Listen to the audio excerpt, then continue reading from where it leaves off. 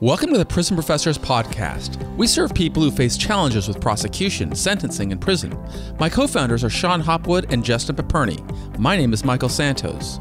We create digital content, and our team offers individual consulting services. We also assist agencies that want to improve outcomes. To learn how we can help you, text the word Prison Pro to 44222. Again, text Prison Pro to 44222 and get our free brochure. You can also visit us at prisonprofessors.com or contact Justin at 818-424-2220. Please subscribe to our podcast on iTunes. Send confirmation that you have rated our Prison Professors podcast. Leave us a review, and we'll send you a free digital book. We'll work hard to earn 5 stars. Stay tuned for a 20 to 30-minute episode with Prison Professors. Welcome to Prison Professors. I am Michael Santos with episode number 2. I'm so thrilled to introduce you to my partner and good friend, Shon Hopwood. Shon, welcome to the program. Would you please start off by telling our audience what you're doing right now with your life? I am co-founder of Prison Professors and am an associate law professor at Georgetown University Law Center. I'm a law professor. The cool thing about Shon's story is he really embodies this message that regardless of what you've done in the past or where you've come from, you can achieve a high level of potential and success. And he really is the poster child for success after prison, which is why I'm so thrilled to be working with him in Prison Professors. And we are going to devote this entire second episode to learning about Shon's incredible journey and story. Many of you may have seen it before on 60 Minutes, but we will have this interactive approach right now. So Shon, tell us a little bit about where you grew up and what led to you going into the prison system. I grew up in a rural town in Nebraska of 2,500 people. I lived there for most of my life. I got out of high school and went to college and was kicked out because I didn't go to school. I then went to the Navy for 2 years and came home and really had no purpose in my life. Had no idea what I wanted to do with my life. And I started running around with a group of guys that were drug dealers. And one bad decision after another, and I end up robbing 5 banks. Shon, did you have any history at all of substance abuse of any kind that may have influenced the decisions you were making as a young man? No, I mean, most of the substance abuse happened after I robbed the first bank to try and forget about the bad things I had done. It was mostly just young 20 foolishness. What kind of substance abuse complicated your decision making? Oh, I used all sorts of drugs. So when you went into the prison system after you were arrested for robbing multiple banks, did you go into the prison system with any concept or idea of what you'd be doing with your life while you were in prison and what you'd be doing when you got out of prison? I had no idea. What I did know was when I got to prison, I didn't like it. There was nothing I liked about it. I would watch as guys would come in for a couple years, go out for a couple years. We called it doing life on the installment plan. And the thing I knew I wanted more than anything was to get out and never come back to prison. And so I knew I had to find something that was going to be applicable to the outside world, some sort of job skill. And I just happened to luck into a job in the prison law library, and it changed my life. So when you went to work at the prison law library, what was your education level like at that time in your life? I had been to undergraduate college on a basketball scholarship for about 4 or 5 months. That was it. One semester in which I didn't go to school or class very often. So you did well enough in high school to at least begin a career in college, but it doesn't sound like you had much of a appetite for scholarly studies. Is that right? That's correct. And I was a horrible student in high school, straight C student, and never really enjoyed going to class and learning or anything academic in nature until I found the law. And when you said you found the law, walk our audience, who many of whom may have been in prison, or some of whom may have never been to prison, but may be on the way there. What does that mean? How do you find the law while you're in prison? Well, the first couple months, I didn't do much with the law other than check out books. The books were very big and thick and intimidating. And when I did pull one down and try to read it, it felt like it was written in another language. And so I wanted nothing to do with the law other than I enjoyed the job of checking out the books. And then June 26th of 2000 happened. The U.S. Supreme Court handed down a decision called Apprendi v. New Jersey. I, along with every other federal prisoner in the country, thought that this could lead to a sentence reduction. So for the first time in my life, I had a lot of motivation to try and study the law. And that's what I did. I studied for 2 months and eventually typed up a brief that I pecked out on a prison typewriter and sent it off to the courts. Well, you said that you learned about this case in 2006, a very famous case, historical case, Apprendi versus New Jersey, right? Yeah, in 2000. Oh, it was in 2000. So it was in 2000 when you learned about that case. How long had you been working in the law library when this monumental case came down? About 6 months. So you only had about 6 months. You learned about the case. You said that you filed a brief. What was the result? The first time I sent it in, the court sent it back to me and said, Mr. Hopwood, you should really file this in the correct court. So the start of my legal career began with a legal brief I typed on a prison typewriter that I sent to the wrong court. Eventually, I filed it in the correct court, and my sentencing judge, Judge Richard G. Cuff, promptly denied it and said that basically I could not get any legal relief. And how did that disappointing news influence your perception of being in prison while serving as sentences for 5 armed bank robberies? Well, anytime you lose a chance of getting home sooner, it's an incredible disappointment. But what I found was during this process, I really enjoyed the process of solving these legal puzzles and then writing out the solution. And so while I was never able to get any legal relief for myself, I started helping other guys who were indigent and whose lawyers were on. They were on direct appeal and they had lawyers, and I was sending memos to the lawyers pointing out issues I thought that they should raise. Now, you'd mentioned that you had a lot of motivation to study the law while you were in prison because this case came down, and certainly I remember that case coming down, and you're absolutely right. Every person in prison had a lot of hope with that case, but not every person in prison devoted the level of time and energy that would have taken to begin learning the law and learning how to use the law as a tool. What guidance or what observations or comments do you have about people who say, I've got a lot of motivation to do something versus people who actually do it when they're in the prison system? Yeah, what's funny is looking back at it now, and after having read Malcolm Gladwell's book, Outliers, it makes a lot of sense why I had success. What Malcolm Gladwell says is that people can master something if they spend 10 years diligently learning or doing one thing. And for me, that was the law.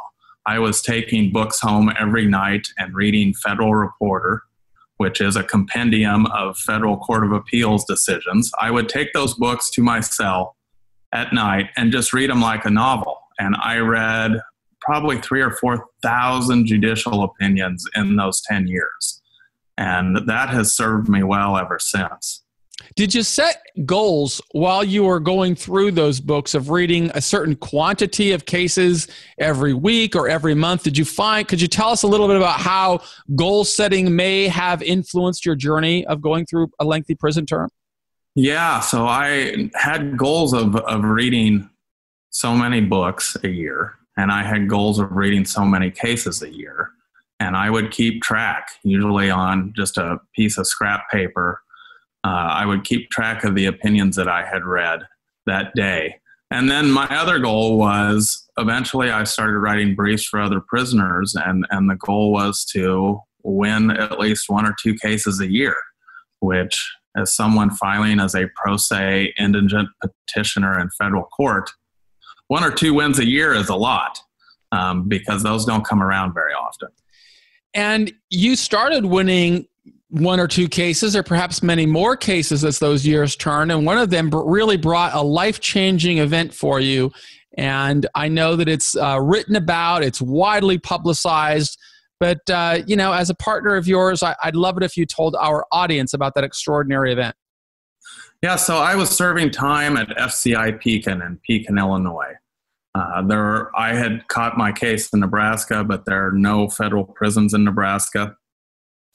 A lot of guys at the prison I was at were from Illinois, and then John Fellers came to my unit, and John was from Lincoln, Nebraska, same town I was living in when I was arrested. And he came to me one day and said, I just lost my appeal in the 8th Circuit Court of Appeals, and my lawyer says I have no chance at getting the Supreme Court to grant review in this case. However, Shon, he wants too much money. Would you be willing to file the cert petition? And at first I said no. I had been filing pro se habeas petitions to federal district courts, but had done nothing in the U.S. Supreme Court. And I didn't know a great deal about the court, but I did know that filing a brief to the U.S. Supreme Court is a much different matter. The court, unlike every other court, does not have to hear your case. And the Supreme Court receives on average around 7,000 to 8,000 petitions a year.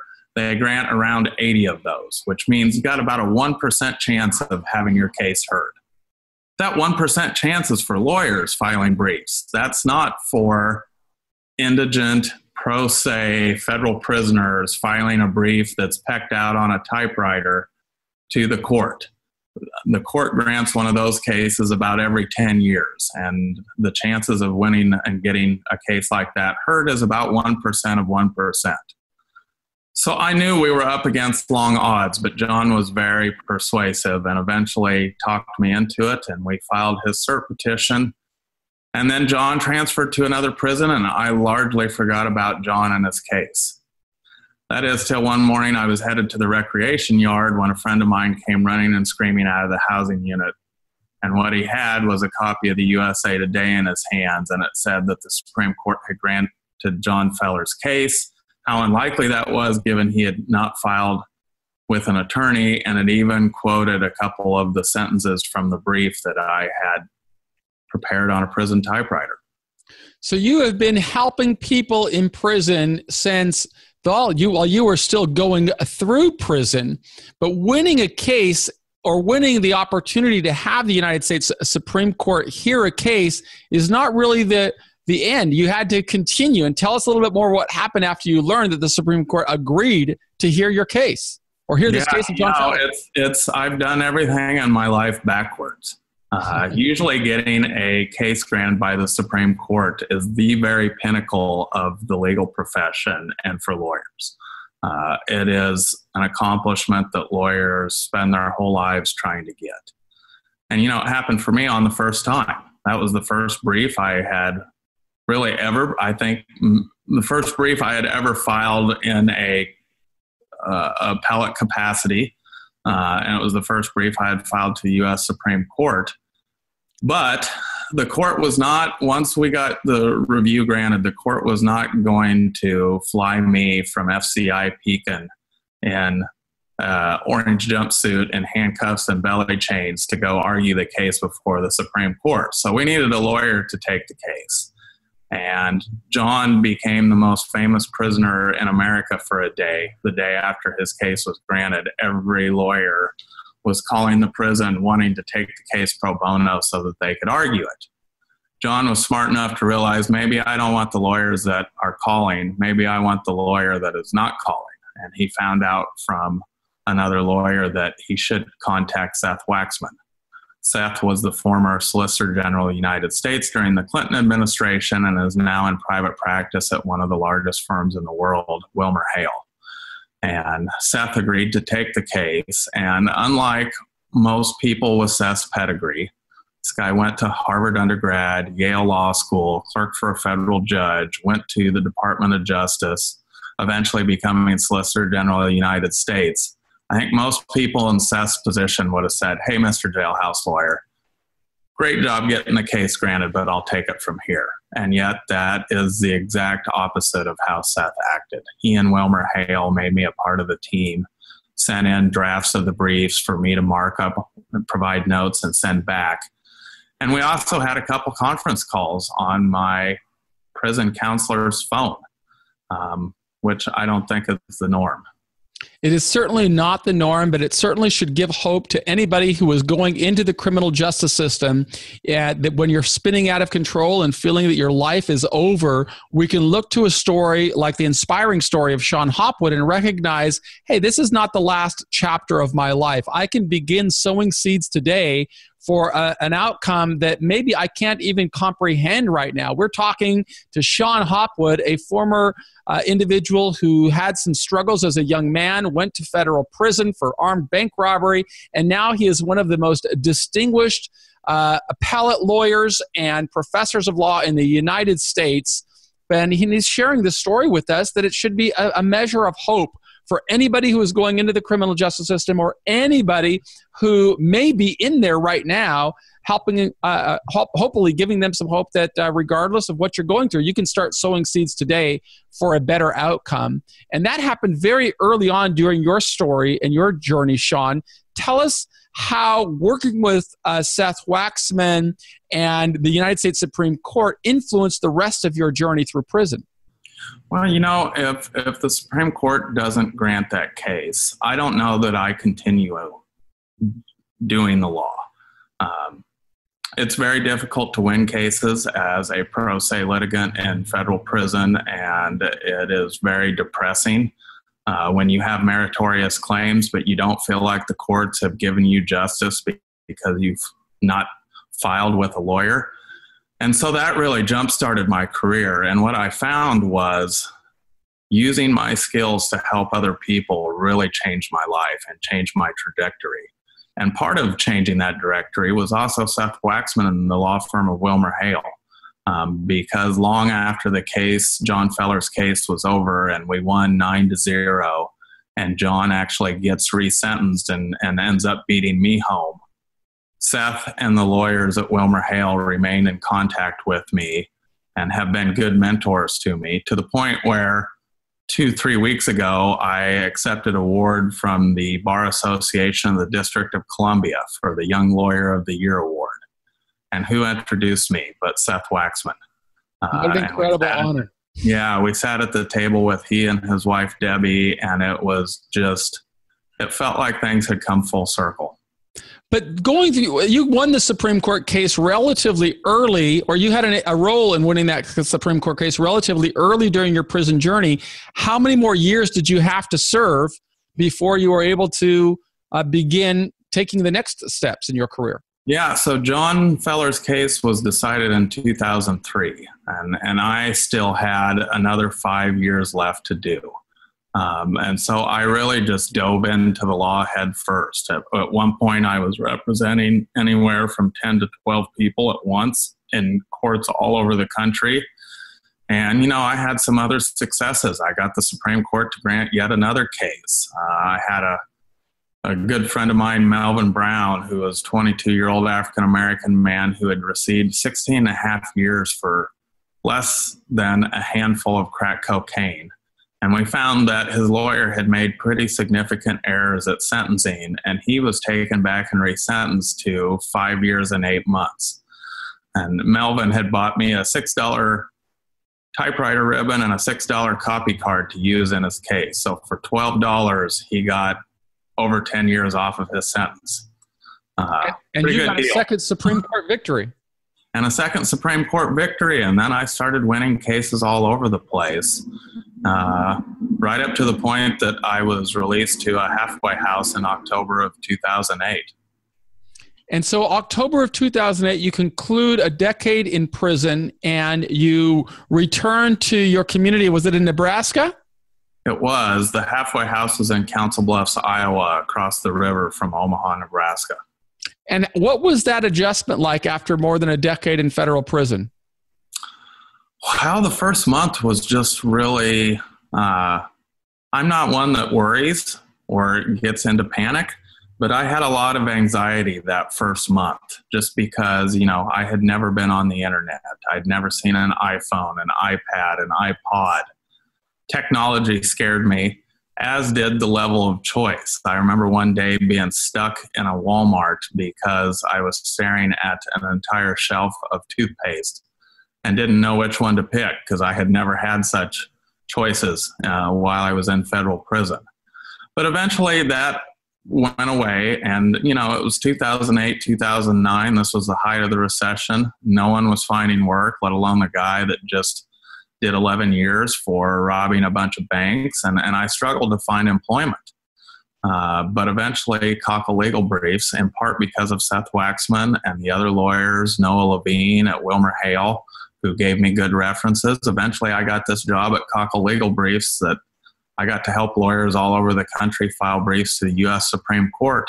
And this business just happened to be located in downtown Omaha. And that role at Cockle Legal Briefs led to some more exciting developments in your return to society. And I'd love for you to share with us what happened. Yeah, so I worked on a criminal case involving the Confrontation Clause with a law professor from the University of Michigan Law School named Rich Friedman. Rich asked if I was a lawyer. I said no. I then told him my story. And when he argued his case to the U.S. Supreme Court, he was interviewed afterwards by Adam Liptak from the New York Times. And he said, "Adam, I just got this amazing story for you." And Adam called me a few weeks later and published an article in the Times in February of 2010. And my life and my family's life has not been the same ever since. That one little New York Times article led to a host of really wonderful opportunities, including a book deal with Random House, a trip to go speak at Harvard University, and eventually law school. So what we're listening in the story of Shon Hopwood is really, I think, a tale that is helpful to anybody who's listening. And this is what my takeaway is from that, is that the decisions that we make in prison can put us on a path for a phenomenal life. But when we come back to society, that doesn't necessarily mean it's all going to be easy. There's always going to be struggle in our life. And Shon described some struggle that he was facing in spite of winning 2 cases in the Supreme Court and cases across the country. He still found some challenges getting employment until the mentors that he developed in prison helped open opportunities for him with Cockle Briefs. And that really started to accelerate his success with a New York Times article and invitations to Harvard and then scholarships to go to law school from, who gave you your scholarships, Shon? The Gates Public Service Law program at the University of Washington School of Law. And your first job after law school, tell us about that. Yeah, well, I had thought long and hard about what I wanted to do coming out of law school, and I thought it would be kind of neat to go work as a law clerk for a federal judge on the federal courts of appeals. So I applied to judges all over the country, and one judge in particular, Judge Janice Rogers Brown of the Court of Appeals for the District of Columbia, said yes and hired me as a law clerk on the D.C. Circuit, which is widely considered to be the second most important court in the country behind only the U.S. Supreme Court. And how many people in law schools across the country aspire to a clerkship like that within on the D.C. Circuit Court or on any court of appeals? Yeah, I mean, it's the elite of the elite. When I worked for Judge Brown, we received around 600 applications for 4 law clerk positions. And these applications came from students at Harvard and Yale and Stanford and Columbia and NYU and the University of Chicago. And the resumes were nothing short of spectacular. People that had worked at the White House, worked on Capitol Hill, people that had worked in Africa, people that had done Teach for America, and then gone to Yale Law School. What I realized was how fortunate I was to get that job working for Judge Brown. The harder we work, the luckier we become, Shon. You are certainly evidence of that, and the embodiment of that maxim that you work hard and opportunities open. And many people may listen to Shon's story and say how lucky he is, But at the end of the day, if it happened one time, then perhaps we could attribute it to luck. But really what Shon shows us is that if you apply yourself every single day with 100% commitment, and you really devote yourself to a pursuit of excellence, you can become something different from what anybody expects to come out of federal prison. And Shon, you went on from the DC Circuit Court to continue this extraordinary path, and it would be awesome if you told our audience about that. Yeah, you're right, Michael. I always find that if I do the hard work and I show people I have changed, and they see how hard a worker I am, and they see that I have the skills to do the job, it's amazing to me how many doors open up and where those doors open up. You would have never convinced me prior to going to law school, or even when I was in law school, that I would get a clerkship at the DC Circuit. I think my law school has had one other person go to clerk there in the last 20 years. And so these were opportunities that seemed beyond my reach. And yet I was able to accomplish it in part because I think people saw what I could bring to the table, and they saw I could bring value. And that carried over to when I was applying for jobs while I was clerking. And one of the jobs I applied to was for a teaching fellow, to be a teaching fellow at Georgetown in the appellate litigation program. And the director, who had been there for 35 years, called me in for an interview and called my references and called me back and said, I never thought I would be hiring a former bank robber, but I would like to offer you this job, and I think it would be a whole lot of fun to have you around for 2 years. And together, his name's Steve Goldblatt, together we litigated a whole lot of appeals over the course of 2 years and had quite a bit of success, given that the cases we had were incredibly difficult. What Shon shows us is that even if you think that you've reached the pinnacle, and he's done that numerous times, winning a Supreme Court case, getting a scholarship from the Bill and Melinda Gates Foundation, getting hired at the DC Circuit Court, you can always reach higher. And he reached higher and found himself opening brand new opportunities at one that he thought may have been beyond him, but that's not all. Continue, Shon. Well, then I decided that out of all of the careers I could go into, that maybe trying to become a law professor, a tenure-track law professor, would be the best career move for me for a number of reasons. One, I really enjoyed teaching during my 2 years as a teaching fellow. Two, I wanted a job where I have time to write about issues that I care about in the criminal justice system. As a professor and as a scholar, I get to do that. And I also get to litigate cases where I think I can make a difference in the criminal justice system.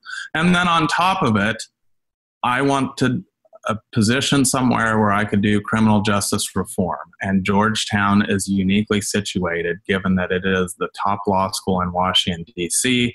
My office is 3 blocks from Capitol Hill. And ironically enough, my office is a single block from the headquarters of the Federal Bureau of Prisons. I walk past that building daily. Well, I've walked there with you. Yeah, you and I have walked there together. And, I have a lot of pinch me moments during my time at Georgetown, and the law school gives me a platform to talk about issues involving criminal justice reform. And so it's uniquely perfect job for me. So I went on the teaching market and interviewed with a lot of law schools, but Georgetown made an offer, and there is no law school in the country I would have chose over Georgetown. What we hear in Shon's story also is this incredible humility. His goal is always to serve others, and through serving others, he finds himself having more liberty in his own life. And so we can use this as a teaching tool for people who are going into the prison system, who are living without hope. I heard him say that he found that hope when he started striving to help others. And I can tell you it's a great honor for me to share his story, but I'm not the only one who found incredible inspiration in Shon's story. After he got appointed to Georgetown, the national media became interested in him. And some of you, as I said, may have watched him because we know how many millions of people did. Tell us a little bit about that experience, Shon. Yeah, so when I got my job from Georgetown, there was a lot of media that contacted me, and it led to a front page article in the Washington Post, which a lot of people read, including one person in particular named Steve Croft, who is a longtime correspondent for 60 Minutes. And 60 Minutes contacted me, and we spent this summer filming. I'm always amazed at how long they film for a 14-minute piece. I think we filmed over 30-some hours. And in October, I was on 60 Minutes, and it was in an episode that was viewed by 13.4 million people on a Sunday night, which is just shocking to me. 13.4 million people saw the incredible story of Shon Hopwood, and that's what our team at Prison Professors strives to offer. I am so proud of Shon for co-founding this organization with Justin Paperny and me, and you will hear about Justin in episode 3. But what I also want to show is the difference between Prison Professors and many of the other episodes that talk about prison. We don't profile this pathway that leads people into struggle and darkness. I want to highlight Shon's story as an example of hope and brightness and what the best possible outcome from our prison system can be. Shon is living proof of that, and I just feel incredibly honored that he has chosen to work with us, and we will continue using his story to influence policy and change, but also to help people prepare for the best possible outcome in prison and sentencing and every other area. Shon, do you have any final words as we come to the end of this episode number 2 for our audience? Well, you always talk about how my story inspires you, but Michael, you're inspiring to me. I think if I had done 26 straight years in prison, I would have come out of prison incredibly bitter and angry at the world. And I have never seen you act that way. Instead, I see you incredibly grateful for all of the opportunities you have. And I just love to be around people like that. You inspire me, and, together I hope that we're going to change this criminal justice system. Even if we don't get any other laws changed, we can change prisoners from the inside so that when they come out, they're ready to tackle the struggles and the successes of the world. We're going to help get more people into success from struggle. That is our mission at Prison Professors. Tomorrow's episode will be with Justin Paperny, our co-founder, and then we will be presenting a series of episodes with strategies that people can use. We will also be sharing lessons that we have created, and we will feature an abundance of interviews with other inspiring people. So I want to thank you all for listening to our second episode of Prison Professors. I want to thank Shon Hopwood, my partner and co-founder, and we will work hard to prove worthy of your attention. Thanks so much. I am Michael Santos with Prison Professors featuring Shon Hopwood. Thank you. In our next episode, we'll introduce you to Justin Paperny, our other co-founder. We will look forward to serving you with our Prison Professors podcast, and we hope that you will subscribe. You can do so on the iTunes platform. You can visit us on YouTube and subscribe to our YouTube channel. You can like us on Facebook. We try to provide a lot of content that will help individuals prepare for a successful journey through prison, to prepare for a successful return home to society, to prepare themselves for the lowest possible sentence. And you can get a free brochure of all the ways that we serve by texting the word Prison Pro to 44222. That's text Prison Pro to 44222. After we do the first 3 introductory episodes on our founders, we will be providing either insight and strategies, or we'll be interviewing other guests who have gone through the prison system. We look forward to serving you. I am Michael with PrisonProfessors.com, and I thank you for listening.